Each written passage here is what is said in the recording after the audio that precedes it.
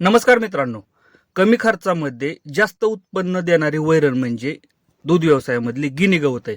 पण आपल्या शेतकऱ्यांना काय केलंय की त्या गिनी गवताला बॅन केलंय. म्हणजे काय केलंय की आपण स्वतःच त्या गिनी गवताविषयी असं माइंडमध्ये किंवा विचार केलाय की गिनी गवतामुळं गोठ्यामध्ये गाई हिटवर येत नाही, गाई गाभण राहत नाही, गाई दूध देत नाही. त्या अशा प्रकारच्या अफवा आपणच गोठ्यामध्ये पसरवलेल्या आहेत. आपण दूध व्यवसायामध्ये पसरवलेले आहेत. कारण आपलं मॅनेजमेंट व्यवस्थित नाही. आपल्या गोठ्यामधलं मॅनेजमेंटचा दोष आपण त्या गिनी गवतावरती काढला आहे.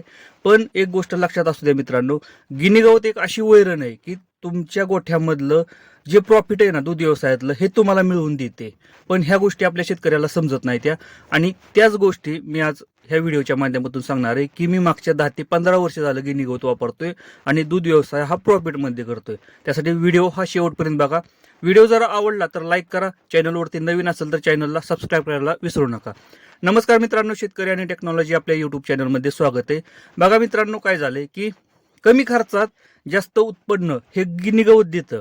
तुम्ही जर वैरणीचा विचार केला ना तर गिनी गवत हे वैरण पुरवणारी वैरण आहे आणि परवडणारी वैरण आहे.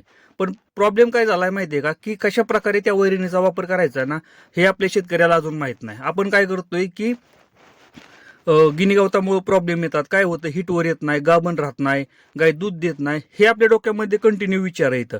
पण यामागचं मॅनेजमेंट आपल्या गोट्यामधलं हे आपण बघत नाही मित्रांनो. आपण काय करतो की मोठमोठ्या गोट्यावरती जातो किंवा व्हिडिओ बघतो, तिथं काय केलेलं असतं, आता मुरघास किंवा सायलेजचं प्रमाण जास्त प्रमाणात म्हणजे मार्केटमध्ये चाललंय. मोठ्या गोट्यावरती गेलो तर तिथं सुद्धा मुरघास वापरतात किंवा तिथं सुद्धा सायलेज बनवले जातात.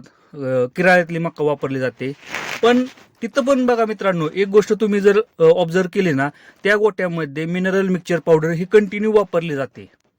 जर मोठ्या गोट्यावरली सायलेज वापरून कंटिन्यू मका वापरून जर मिनरल मिक्सचर जर पावडर जर वापरत असतील तर आपल्या लहान गोट्यावाल्या शेतकऱ्यांना काय प्रॉब्लेम आहे की मिनरल मिक्सचर पावडर वापरायला. आपल्या गोठ्यामध्ये कसं झालंय सांगू का, की गाय हिटवर नाही आली ना तरच आपण मेडिकलमधनं जायचं आणि 1 किलो नाही तर 2 किलो पावडर आणायची आणि तेवढीच चारायची गायला. आणि आपलं काय झालंय की तेवढी पावडर चारायची आणि तेवढ्या पावडरीवर गाय हिटवर आली तर आली, नाहीतर दोष देत राहायचंच आपलं की गाय परवडत नाही त्या किंवा आपल्याला दूध व्यवसाय परवडत नाही. हे आपलं कंटिन्यू रडगाणं चालूच आहे. तुम्ही अजून जावं मोठ्या गोट्यावरती जिथं 50 गाई 100 गाई सांभाळणारे शेतकरी आहेत ना, त्या गोट्यावरती जाऊन बघा त्यांचं मॅनेजमेंट कसं आहे. मुरघास घालून सुद्धा किती प्रमाणामध्ये मिनरल मिक्सचर पावडर वापरतात, बाकीचे प्रोडक्ट सुद्धा त्या जनावरांसाठी वापरतात. हे आपल्याला अजून माहित सुद्धा नाही, तर असे प्रोडक्ट ते वापरतात.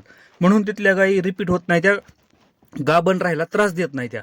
पण आपल्या गोट्यावरती काय झालंय की फक्त गिनी गवताला दोष देत राहायचं की गिनी गवतामुळे हा प्रॉब्लेम येतोय. पण मित्रांनो, गिनी गवतामुळे हा प्रॉब्लेम येत नाही. मी याच्या आधी व्हिडिओ बनवलाय की समजा गोठ्यामध्ये गिनी गवत आपण जर वापरत असेल, आता फक्त गिनी गवतच वापरायचं नाही, यावरती आपल्याला गिनी गवत किंवा गिनी गवत हा ओली झाली वैरण आणि त्याला आपल्याला सुकी मका म्हणून आपण काय होतंय, सुकी वैरण म्हणून आपण वापरतोय मका, म्हणजे मिक्स डाएट वापरतोय, म्हणजे ओली आणि सुकी याचा मिक्स आपण रेशिओ वापरतोय. गिनी गवतामुळे काय होतं की ठीक आहे, गिनी गवतामुळे काय होतं मित्रांनो की फॉस्फरस, आता गिनी गवत आपण वापरलं किंवा ऊस वापरला, ऊसाचं वाढ वापरलं ना तर काय होतं की फॉस्फरस हे कमी पडतं आपल्या जनावरांमध्ये. ह्या गोष्टी आपल्याला माहित पाहिजेत. आणि यावरती मी व्हिडिओ बनवलाय की फॉस्फरस जर कमी पडलं तर कमी पैशामध्ये फॉस्फरसची ट्रीटमेंट आपण कशा प्रकारे करू शकतो. आणि 2-3 महिन्यातून आपल्याला एकदा ट्रीटमेंट करायची त्या गायीवरती. काय प्रॉब्लेम आहे मित्रांनो, आपल्याला कंटिन्यू मिनरल मिक्सचर पावडर वापरायला गोठ्यामध्ये काय प्रॉब्लेम आहे. त्याच प्रकारे जर आपण गिनी गवत वापरत असेल तर 3 महिन्यातून एकदा फॉस्फरस ट्रीटमेंट द्यायला काय प्रॉब्लेम आहे त्या गायीला.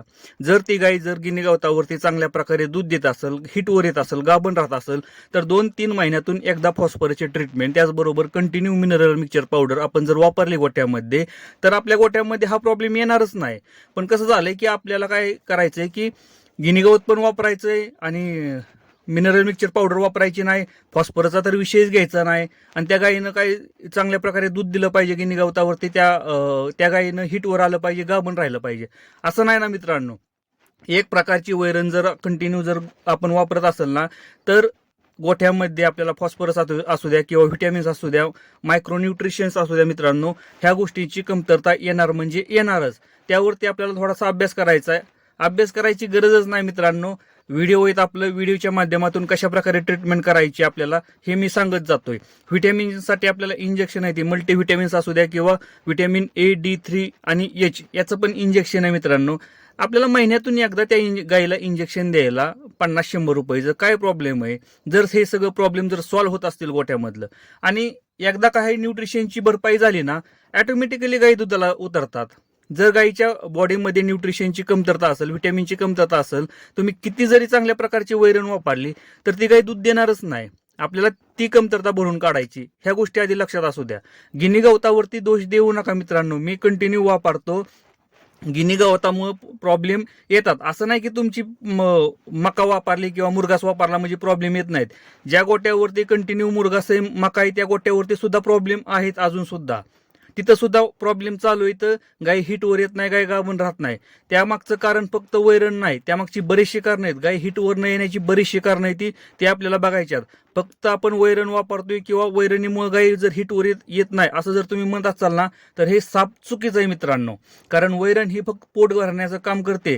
गाय हिटवर आणण्यासाठी मित्रांनो त्या गायची एनर्जी लेवल आपल्याला चेक करावी लागते, बॉडी वेट बघावं लागतं, त्या गायच्या पिशवीमध्ये इन्फेक्शन आहे का, ओव्हेरीवरती शिस्ट तयार झाली का, बऱ्याचशा गोष्टी ह्या चेक कराव्या लागतात आणि त्यानंतर आपल्याला समजतं की गायीला नक्की काय प्रॉब्लेम आहे. असं नाही की तुम्ही वैरण वापरताय म्हणजे गिनी गवत वापरताय म्हणजे गिनी गवतामुळे गायी हिटवर येत नाही. मित्रांनो, हे साप चुकीचं आहे. गायी हिटवर यायला वैरण कारणीभूत नाही आणि गिनी गवताला बदनाम करू नका. कमी पैशामध्ये चांगलं उत्पन्न देणारी वैरण म्हणजे गिनी गवत आहे. मी अजूनपर्यंत सांगतोय, कमी खर्चात चांगलं उत्पन्न देते मित्रांनो. आणि दूध व्यवसाय हा परवडतो ना शेतकऱ्याला. ह्या गिनी गवताच्या जोरावरती बऱ्याच शेतकऱ्या हे फायद्यात आहेत. कारण मका घालणं शेतकऱ्याला हे कंटिन्यू परवडत नाही. जिथं लहान गोठ आहेत, 10-12 जनावरांचं गोठ आहेत ना, तिथं कंटिन्यू मका वापरणं हे शेतकऱ्याला परवडत नाही.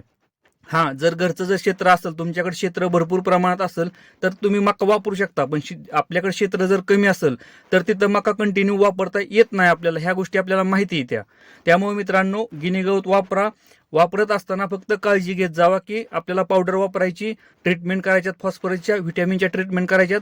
जनावरांमध्ये कोणताच प्रॉब्लेम येत नाही. आणि त्याचबरोबर आपल्याला चांगल्या प्रकारचा खुराक द्यायचा आहे त्या गायीला. काही सुद्धा गोठ्यामध्ये प्रॉब्लेम येत नाही. व्हिडिओ जर आवडला तर लाईक करा. चॅनलवरती नवीन असेल तर चॅनलला सबस्क्राईब करायला विसरू नका. धन्यवाद.